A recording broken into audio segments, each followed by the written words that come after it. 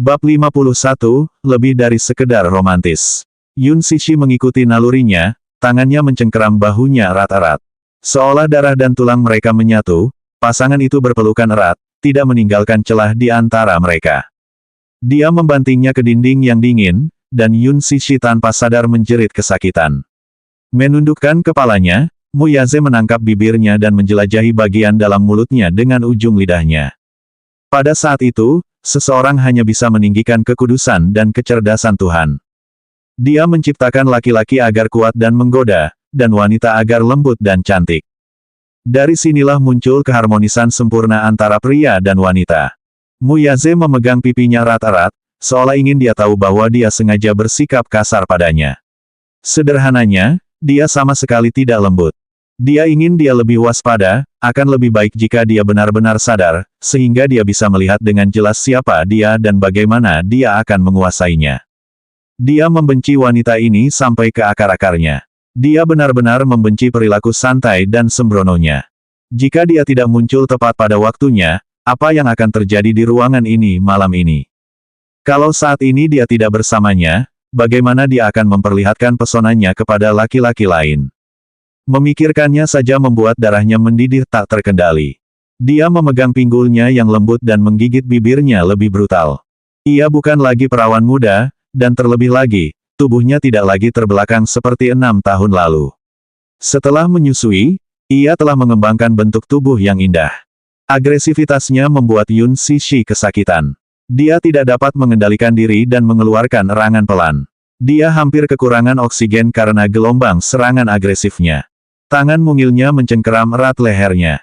Saat ia tenggelam dalam kenikmatan, bibirnya membelai daun telinganya, napasnya yang menggoda mendekat ke telinganya. Ia hampir kehilangan kendali atas dirinya sendiri. Sialan wanita ini. Dia benar-benar seekor iblis kupu-kupu yang menyamar sebagai manusia, persis seperti para selir jahat yang menyebabkan kehancuran kerajaan di zaman kuno. Gerakannya menjadi lebih agresif. Yun Cixi sangat kesakitan hingga ia terus terengah-engah. Tanpa sadar ia mencoba mendorong bahunya dan memperingatkannya dengan suara lembut, "Jangan, kau menyakitiku." "Apa, bukankah ini yang kamu inginkan?" Mu Yaze menyeringai dan menjadi semakin tidak terkendali. Kekuatannya tidak berkurang sedikit pun. Itu menyakitkan, namun rasa sakit itu akhirnya mati rasa oleh api yang membakar dalam tubuh mereka. Kegelisahan yang tak terduga memprovokasi setiap bagian tubuh mereka dengan cara yang tidak terkendali. Agak tak berdaya, dia memeluknya lebih erat. Air mata mengalir dan matanya yang jernih kini tertutup kabut. Mereka benar-benar kacau, benar-benar kacau. Keadaan mereka begitu berantakan sehingga semua yang ada dalam pandangannya menjadi kabur. Dia hanya bisa mengikuti instingnya dan terus mencari lebih banyak lagi.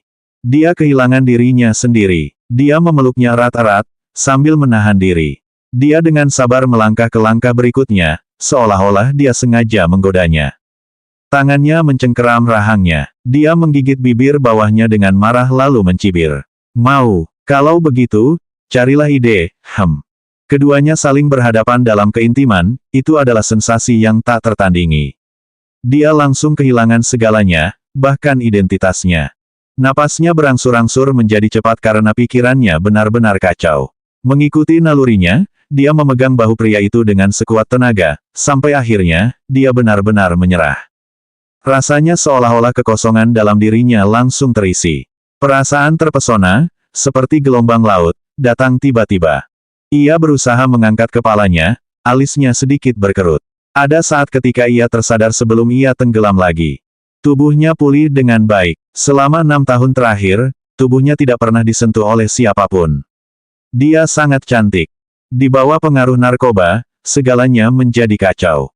Mu Yaze mencekik lehernya dan mengecup bibirnya. Keduanya tampak seperti dikelilingi oleh api yang hebat. Keringat dingin lelaki itu tak henti-hentinya menetes, membuat bulu matanya yang tebal dan hitam menjadi lembab. Mereka meleleh sempurna dalam pelukan satu sama lain, keduanya sangat sensitif. Seluruh ruangan dipenuhi nafsu. Bab 52, perasaan yang tersisa. Kedua tubuh itu saling bertautan dan segera keringat membasahi tubuh mereka. Tubuh mereka basah kuyup oleh keringat. Perasaan menyesakkan ini serupa dengan mereka yang saling melebur satu sama lain, seakan-akan mereka menempelkan tubuh satu ke tubuh lainnya. Itu sungguh luar biasa dan benar-benar menyenangkan. Hampir segera setelah itu, kegembiraan yang tak terlukiskan menerjang bagaikan ombak. Yun Sishi, yang tenggelam dalam kenikmatan, merangkak di atas bahunya dan mencengkeram telapak tangannya yang lebar. Dia mengaitkan jari-jarinya dengan jari-jarinya dan mengarahkan tangannya untuk membelai pipinya yang panas. Telapak tangannya agak kasar dan lembab, tetapi memberikan perasaan aman yang luar biasa. Dengan hampir gemetar, dia menempelkan bibirnya pada bibir tipis dan dingin milik lelaki itu. Kontaknya lembut dan hangat, dan membuat jantungnya berdebar kencang. Napas Muyaze tersendat. Dia benar-benar terpesona oleh ciuman intim dan lembut ini, yang mirip dengan ciuman yang dilakukan pasangan. Kali ini dia tidak menghindar, sebaliknya, menempelkan bibirnya dengan erat pada bibir wanita itu, sebuah ciuman tepat di tenggorokan. Ia memejamkan mata lalu membukanya. Bola matanya yang hitam mengamati wanita memikat yang bagaikan bunga yang mekar di bawahnya. Ia mendominasi wanita itu dan menjadikannya budaknya di ranjang, memperlakukannya sebagai miliknya dengan kemampuan terbaiknya. Dia menghela napas ketika bibirnya terbuka sedikit, tergesa-gesa. Dia membenamkan wajahnya di leher wanita itu, menghirup wangi rambutnya. Seolah-olah cahaya putih melintas di benak mereka, keduanya akhirnya didorong menuju langit yang indah oleh gelombang pasang yang ekstrim ini. Kita harus mengakui bahwa efek love hunting powder cukup kuat. Dia menahannya dan dengan sengaja memasukinya 3 kali sebelum efek obatnya hilang. Ketika dia sadar kembali setelah kenikmatan yang berkepanjangan, langit sudah cerah. Orang yang ada dalam pelukannya sudah tidak terpengaruh oleh bedak. Dia sangat lelah hingga tertidur. Sepasang lengannya yang ramping dan halus melingkari pinggulnya dengan erat. Keduanya basah dan lengket dari ujung kepala sampai ujung kaki. Rambutnya yang panjang dan setengah basah menempel di dadanya, membuatnya sedikit geli. Ketika melihatnya, tubuhnya penuh dengan bekas ciuman dan tanda-tanda ungu darinya. Setiap tanda adalah bukti serangan agresifnya terhadapnya sepanjang malam. Dia pasti gila untuk melakukan ini. Sudah 3 tahun bertunangan, dia selalu lebih pandai mengendalikan diri dibanding orang lain dan belum pernah sekalipun menyentuh wanita sebelumnya, namun berulang kali dia tergila-gila pada wanita ini. Hatinya jelas menentang keintiman, tetapi, bahkan sebelumnya, dia tidak pernah memiliki apa yang disebut pengendalian diri, ketika berhubungan dengan wanita ini, yang merupakan ibu kandung Little Yi Chen. Muyaze menatap tajam ke tubuh halusnya. Dia benar-benar kurus, begitu kurusnya sehingga ketika telapak tangannya yang besar dengan lembut menutupi pipinya, wajahnya dengan mudah tertutup dan terbenam. Dia bertanya-tanya bagaimana dia menjalani 6 tahun terakhir ini dan bagaimana kehidupannya berlalu. Jumlah uang astronomi yang diberikannya kepadanya hampir setara dengan gaji seumur hidup orang normal. Itu seharusnya cukup untuk membuatnya bertahan hidup sepanjang hidupnya. Namun, dia terlihat lebih lemah dibandingkan 6 tahun lalu. Warna wajahnya juga agak pucat dan pinggulnya dapat dipegang dengan satu tangan, dia sangat rapuh. Dalam 6 tahun terakhir ini, apakah dia telah menyelesaikan pendidikannya, mendapatkan pekerjaan yang layak, memiliki keluarga yang baik, atau mungkin, menikah? Jantungnya tiba-tiba berdebar tak menentu saat memikirkan hal ini, beberapa perasaan asing muncul dalam dirinya. Apakah dia sudah menikah? Sialan, dia sebenarnya sangat khawatir dengan pertanyaan ini. Bab 53, dia punya anak. Yun Sishi yang sedang tertidur lelap, tidak tahu bahwa ia sedang berada dalam pelukan seorang pria yang bagaikan dewa. Pria itu menatap wajah Yun Sishi yang tenang dengan hati yang berdebar kencang. Dia mendesah tak berdaya. Melihat bekas memar di sekujur tubuhnya, dia memutuskan untuk mandi bersamanya. Dia berdiri, menggendongnya ke kamar mandi, dan kemudian bersiap untuk memandikannya. Selama lebih dari 20 tahun, ia menjadi raja di mata banyak orang. Sebagai orang yang terlahir dengan sendok perak, ia diberi makan dengan baik dan dirawat dengan saksama. Ia tidak perlu melayani siapapun. Ia bahkan menyerahkan perawatan pribadi putra kesayangannya kepada pengasuh dan hanya memenuhi kebutuhan materinya saja. Oleh karena itu, tindakannya saat ini sangat ceroboh. Dia bahkan beberapa kali tidak sengaja mencakarnya. Meskipun sedang tertidur lelap, dia mengeluarkan erangan kesal seperti anak kucing yang tidak berdaya. Dia bahkan mungkin sedang melakukan protes diam-diam dengan genit. Wanita adalah makhluk yang lembut, dan dia tidak terkecuali. Tidak ada wanita di luar sana yang tidak suka diperhatikan dan dimanja, Namun sayangnya hidupnya penuh pasang surut, sehingga tidak ada seorang pun yang benar-benar peduli padanya. Hatinya menjadi lembut ketika melihat kerutan halus di dahinya, dan tindakannya pun menjadi lebih lembut. Pada saat yang sama, ia memanggil layanan kamar dan memerintahkan spray yang kotor untuk diganti. Kalau saja dia dalam keadaan sadar dan bangun sekarang, dia pasti akan malu melihat spray-spray tempat tidurnya yang sepertinya telah menahan beban perang. Ketika dia menggendongnya keluar dari kamar mandi, tempat tidurnya sudah tertata rapi. Dia tetap tertidur saat dia membaringkannya di tempat tidur. Di pagi hari, asistennya mengantarkan pakaiannya. Sebuah gaun, yang mahal, juga dikirim. Dia harus menghadiri rapat dewan pagi ini, jadi dia tidak bermaksud memperpanjang masa tinggalnya. Dia berganti kesetelannya yang mahal dan bergaya, dan, sekali lagi, dia menjadi pemimpin elit di Seng Financial Group. Meski semalam terjadi persetubuhan liar, tak sedikit pun tampak tanda-tanda kelelahan dalam dirinya. Dia berbalik untuk pergi dan mendengar suara dering yang keras. Ia berusaha mengabaikan suara dering itu, tetapi menyadari bahwa suara itu berasal dari telepon di saku bajunya, yang tergeletak di sofa. Dering telepon itu bergema terus-menerus. Orang yang berada di tempat tidur itu nampaknya terganggu oleh suara itu ketika dia berbalik dalam tidurnya sambil mengerutkan kening. Jelas sekali keributan itu membangunkannya. Dia mengerutkan kening dingin dan melangkah mendekat. Mengeluarkan ponsel dari saku, dia tanpa ragu menutup telepon. Layar berkedip untuk menampilkan ide si penelepon. Pria itu menunduk dan melihat bahwa itu adalah panggilan tak terjawab dari Yuyu. Alisnya sedikit terangkat. Ini jelas merupakan nama panggilan seorang anak. Sebuah pikiran terlintas di benaknya. Jangan bilang dia sudah punya anak. Saat Yuyu berusia 5 tahun, Yun Sishi memberinya telepon genggam anak-anak. Telepon genggam itu ringan dan memiliki fungsi-fungsi sederhana. Ponsel ini digunakan untuk mengirim pesan harian dan dilengkapi dengan fungsi peringatan. Ia membelikannya agar Yuyu dapat menghubunginya jika terjadi keadaan darurat. Ponsel semacam itu tidak murah, tetapi dia tetap membelinya. Ponsel ini bisa berguna di saat-saat kritis bagi anaknya. Dia selalu bersedia berfoya-foya dalam merawat anaknya. Dia masih shock ketika telepon berdering lagi. Kata Yuyu muncul di layar sekali lagi. Dia tidak menutup telepon tetapi memilih untuk menjawab panggilan teleponnya kali ini. Bab 54, Percakapan pertama antara ayah dan anak. Kata Yuyu muncul di layar sekali lagi. Dia tidak menutup telepon tetapi memilih untuk menjawab panggilan teleponnya kali ini. Begitu telepon tersambung, terdengar suara lembut dan penuh kasih sayang. Ibu, ibu di mana? Ibu tidak dapat menemukan ibu. Orang di ujung sana sepertinya baru saja bangun tidur, karena suaranya terdengar linglung dan kekanak-kanakan. Ibu, Mu Yaze terkejut. Wanita ini benar-benar punya anak. Apakah dia sudah menikah dan punya anak?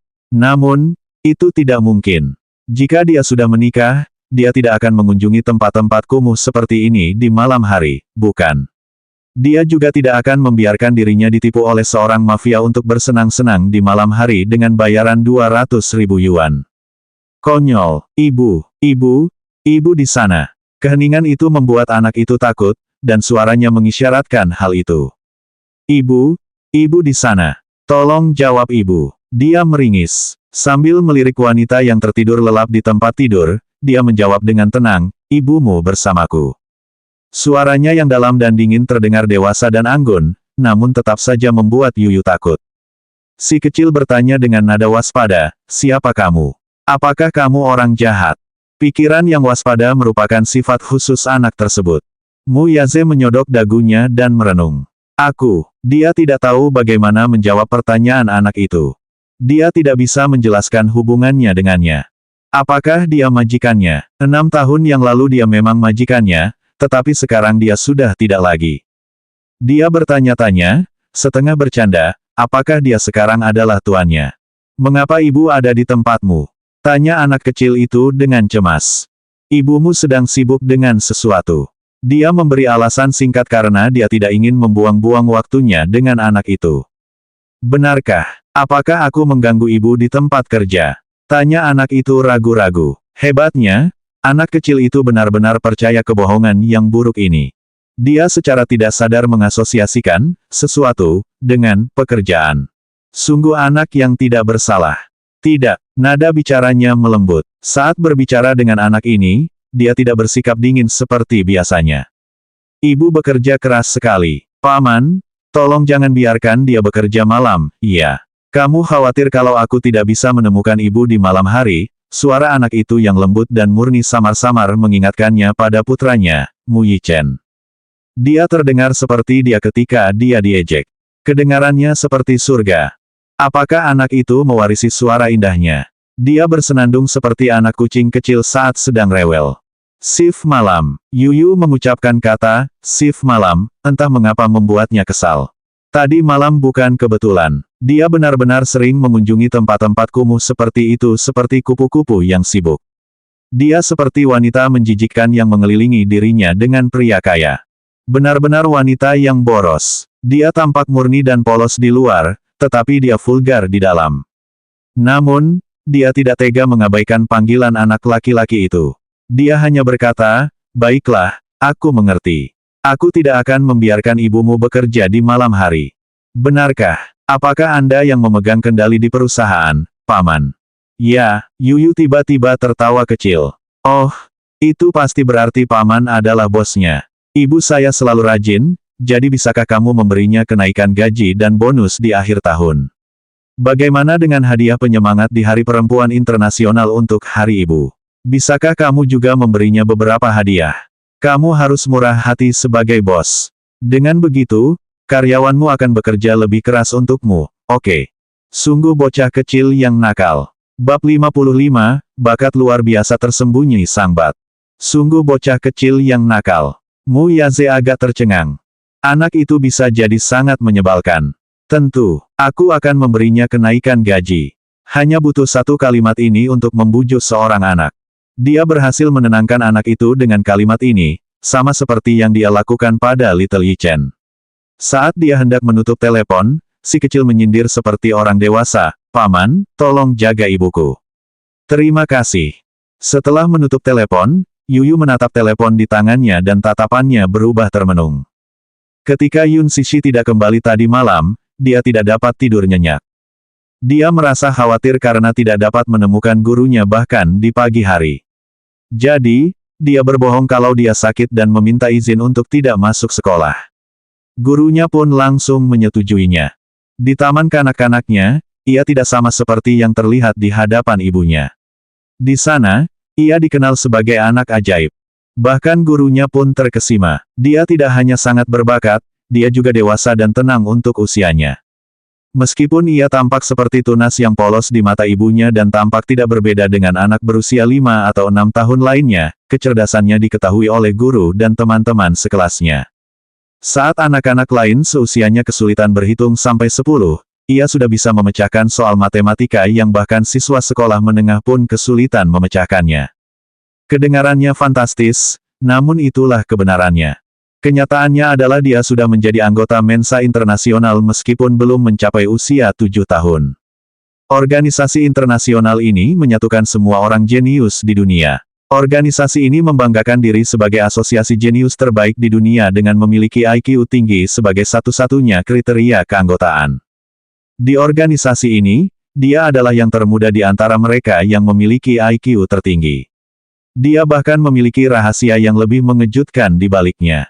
Namun, ia tidak berani memperlihatkan sisi dirinya itu kepada ibunya karena sang ibu menyukai sisi dirinya yang lucu dan manis.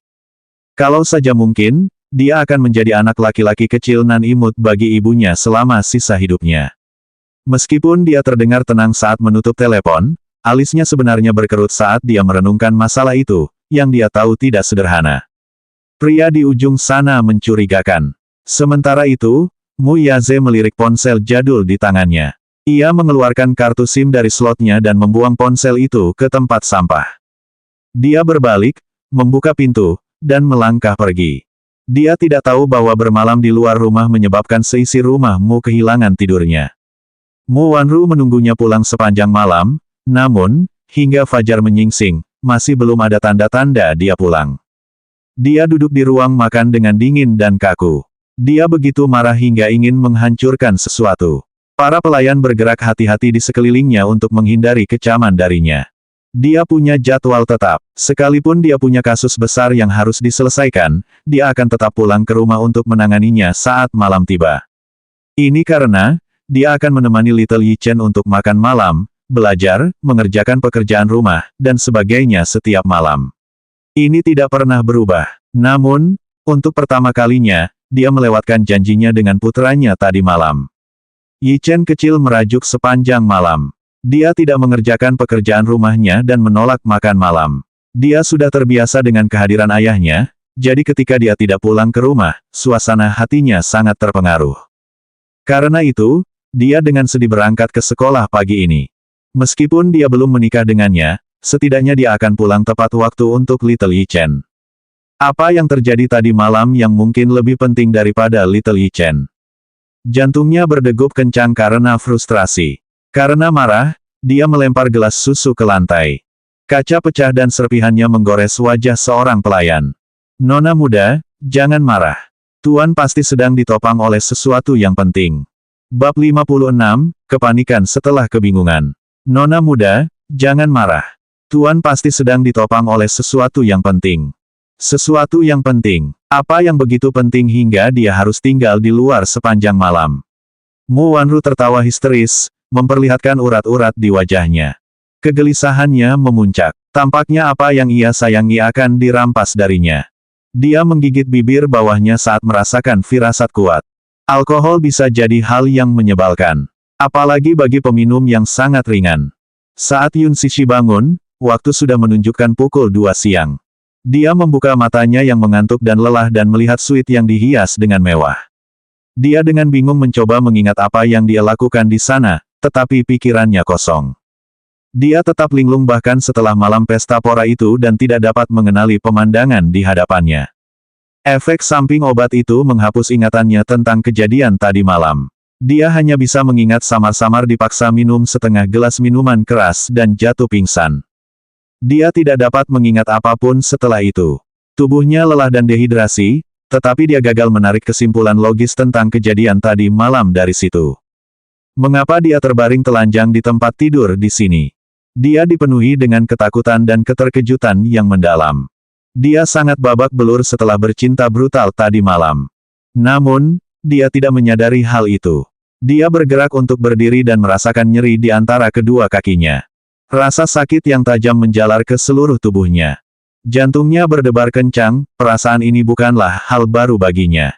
Ini jelas merupakan perasaan yang muncul hanya setelah bercinta. Matanya menjadi kosong. Dia segera menyingkap selimutnya dan terkejut melihat tubuhnya penuh memar. Bekas-bekas ciuman yang pekat dan licik itu bagaikan gigitan racun yang mengerikan. Jantungnya berdebar kencang saat itu juga dan dia membeku. Di cermin rias, wajahnya menyerupai topeng retak yang hampir hancur. Dia akhirnya menyadari apa yang telah terjadi padanya. Meskipun dia tidak pernah disentuh oleh seorang pria pun selama 6 tahun terakhir, dia bukan lagi gadis berusia 16 tahun yang muda dan naif. Rasa sakit yang dia rasakan mengingatkannya pada kejadian semalam. Dia kesal dan mencoba mengingat kembali setiap kejadian kemarin, tetapi ingatannya hanya sampai pada saat dia dipaksa minum minuman keras. Dia hanya ingat Li Dongqiang. Apakah itu? Dia, ya Tuhan, masalah apa yang dia hadapi? Yun Na berutang padanya. Apakah itu berarti dia harus menderita karena dia adalah saudara perempuannya? Dia dilanda keputusasaan besar dan tak terkendalikan oleh rasa takut. Saat dia terbaring kaku di sana, sebuah suara yang penuh hormat dan akrab terdengar. Nona Yun, Anda akhirnya bangun. Yun Cixi terkejut mendengar suara tiba-tiba itu dan menoleh untuk melihat dengan heran. Dia melihat sosok yang sedang duduk di sofa. Berpenampilan rapi, mengenakan pakaian kantor yang rapi, dan rambutnya diikat rapi, orang itu adalah seorang wanita sejati. Bab 57, itu sekretarisnya. Dia melihat sosok yang sedang duduk di sofa. Berpenampilan rapi, mengenakan pakaian kantor yang rapi, dan rambutnya diikat rapi, orang itu adalah seorang wanita sejati. Dia sebelumnya dalam keadaan syok dan tidak menyadari bahwa ada orang lain di ruangan itu. Dia menyipitkan matanya untuk melihat sosok itu lebih jelas, tetapi cahaya ruangan yang redup menghalanginya melihat wajahnya dengan jelas. Namun, suara itu terdengar familiar. Dia tetap diam. Anda, orang itu berdiri setelah menyadari bahwa dia sudah sepenuhnya sadar. Dia berjalan menuju jendela dan membuka tirai. Saat cahaya masuk, wanita itu berbalik dengan sopan. Yun Cixi akhirnya punya kesempatan untuk memperhatikannya dengan saksama. Dia tampak sangat familiar. Dia mungkin pernah melihat wanita ini sebelumnya, tetapi tidak dapat mengingatnya. Sekretaris Li melihat bahwa dia masih linglung dan mengabaikan tatapan bertanyanya. Dia mengambil segelas air hangat dan sebuah tablet kecil dari meja di dekatnya dan dengan hormat menyerahkannya kepadanya. Nona Yun, silakan minum obat ini. Setelah kejadian semalam, Yun Cixi curiga pada apapun yang diberikan orang asing kepadanya. Dia menatap wanita itu dan menolak untuk meminum obat itu. Sekretaris Li memahami kekhawatirannya dan tersenyum. Tenang saja, ini adalah pil pencegah kehamilan. Saya yakin Nona Yun tidak menginginkan komplikasi apapun, jadi silakan minum obat ini. Tercengang, Yun Cixi menelan pil itu dengan air hangat. Setelah minum pil itu, bibirnya bergetar karena cemas. Sekretaris Li tidak membuang waktu untuk mengeluarkan seperangkat pakaian baru, lengkap dengan pakaian dalam, untuk digantinya. Semuanya cocok sekali untuknya. Yun Cixi tersipu dan gelisah dengan pakaian dalamnya. Sekretaris itu mengerti tindakannya dan meninggalkan ruangan dengan diam-diam. Baru setelah itu dia berganti pakaian baru. Yun Cixi membuka pintu dan melihat sekretaris berdiri di luar. Melihat bahwa dia telah selesai berganti pakaian, sekretaris itu bertanya dengan senyum sopan, Nona Yun, apakah Anda sudah siap? Senyuman sekretaris itu membawa kembali kenangan yang tersimpan jauh di dalam dirinya. Wanita ini jelas-jelas. Dia membelalakan matanya karena tidak percaya dan menunjuk sekretaris itu dengan jarinya yang kaku. Kamu. Apakah wanita ini benar-benar baru saja memberinya pil kontrasepsi darurat? Sungguh ironis. 6 tahun yang lalu, karena kontrak tersebut, wanita ini harus bekerja keras untuk melindungi bayi dalam kandungannya. 6 tahun kemudian, tepat pada saat ini, dia membantunya minum pil kontrasepsi darurat.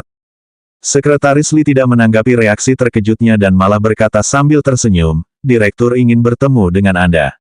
Saya menolak. Tolaknya segera. Seraya menambahkan, saya tidak ingin melihatnya. Saya menolak. Dia tidak akan melupakan wanita ini dan, faktanya, mengingatnya dengan sangat baik.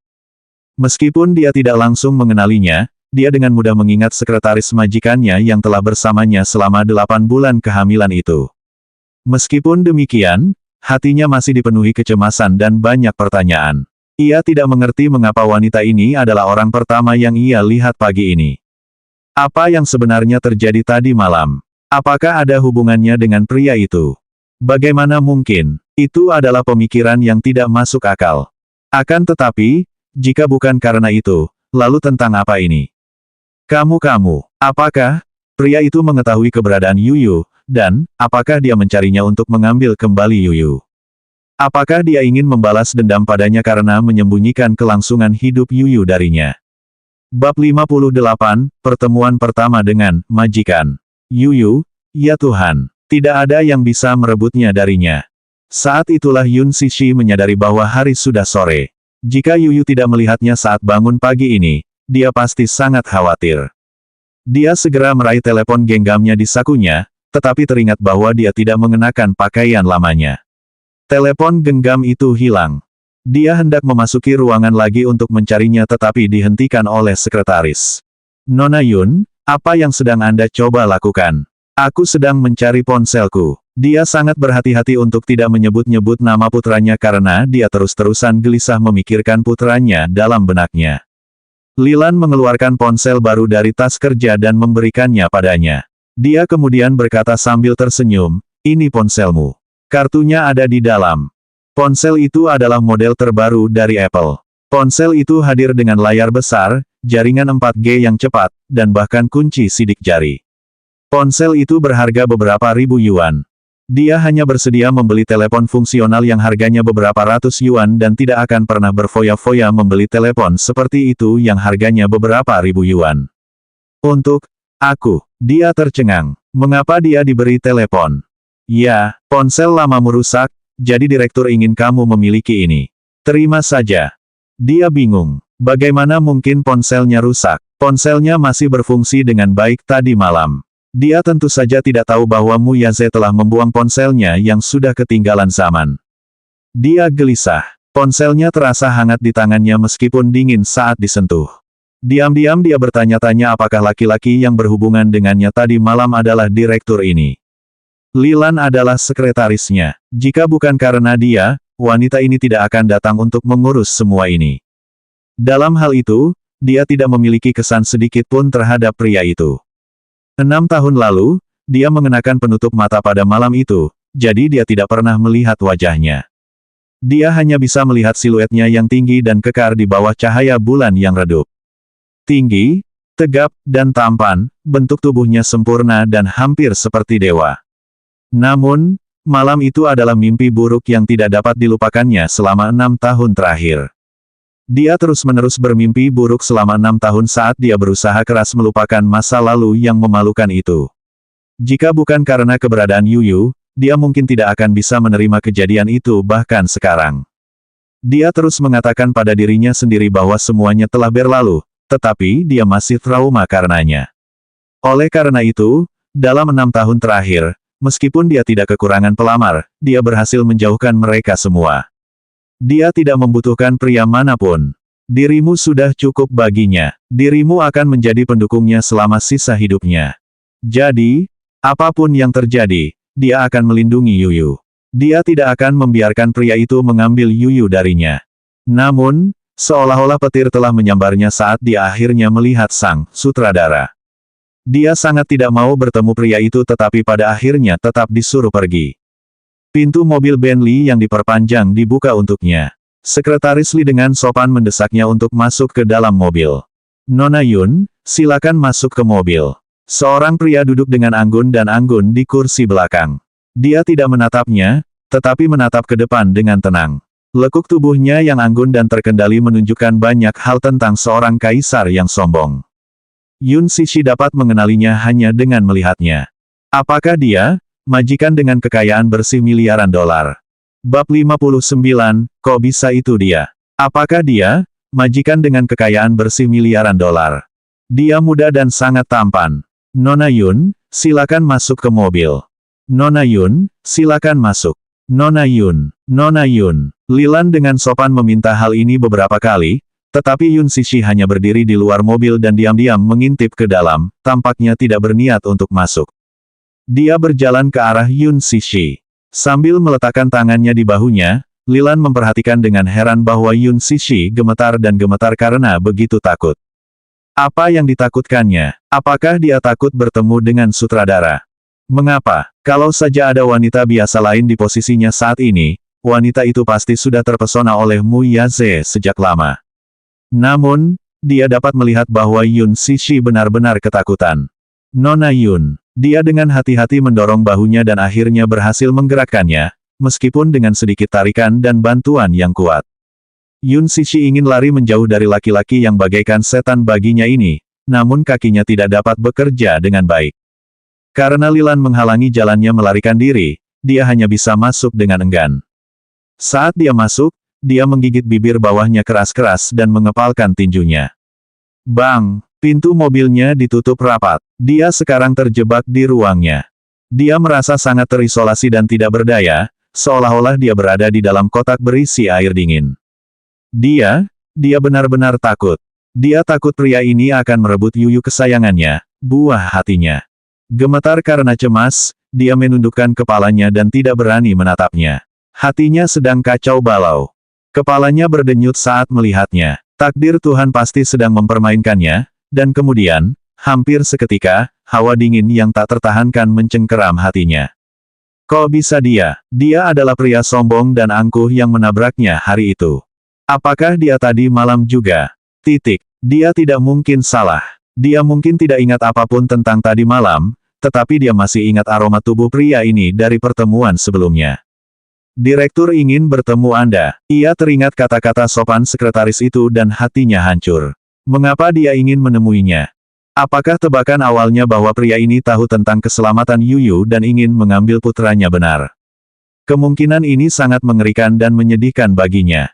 Tidak ada suara atau gerakan di dalam mobil kecuali suara gesekan pulpen pada permukaan kertas. Suasananya menyesakkan. Dia berkeringat dingin dan telapak tangannya berkeringat. Dia membuka mulut untuk mencairkan suasana dan merasa kesal saat menyadari bahwa dia tidak tahu apapun tentang lelaki itu, termasuk nama keluarganya, meskipun dia dekat dengannya. Dia memejamkan matanya. Dengan putus asa, dia membuka mulutnya dan berkata dengan suara samar, "Tuan, Direktur, Anda." Sebelum dia bisa menyelesaikan kata-katanya, dia diangkat ke pangkuannya olehnya dengan penuh kemesraan yang genit. Terperangah, dia mengangkat kepalanya dan menatap tajam ke dalam mata cekungnya. Bab 60, sulit untuk melepaskan.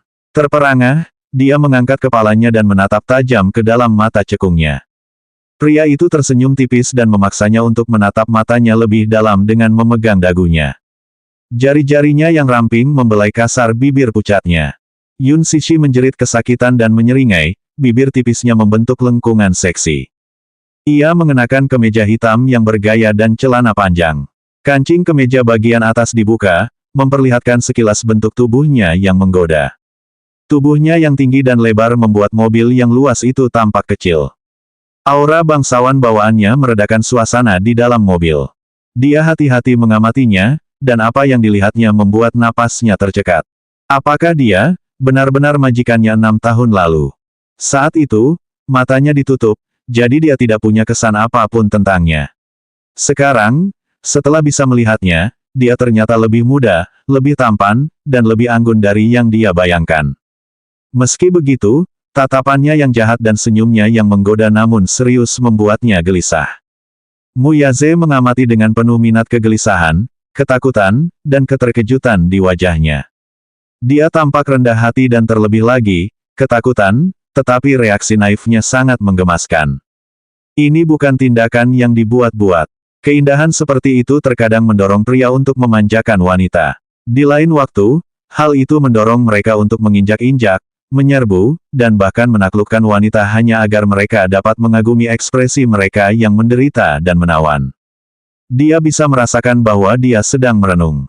Dia memejamkan mata saat dadanya terasa sesak. Dia melihat bulu matanya sedikit bergetar karena malu.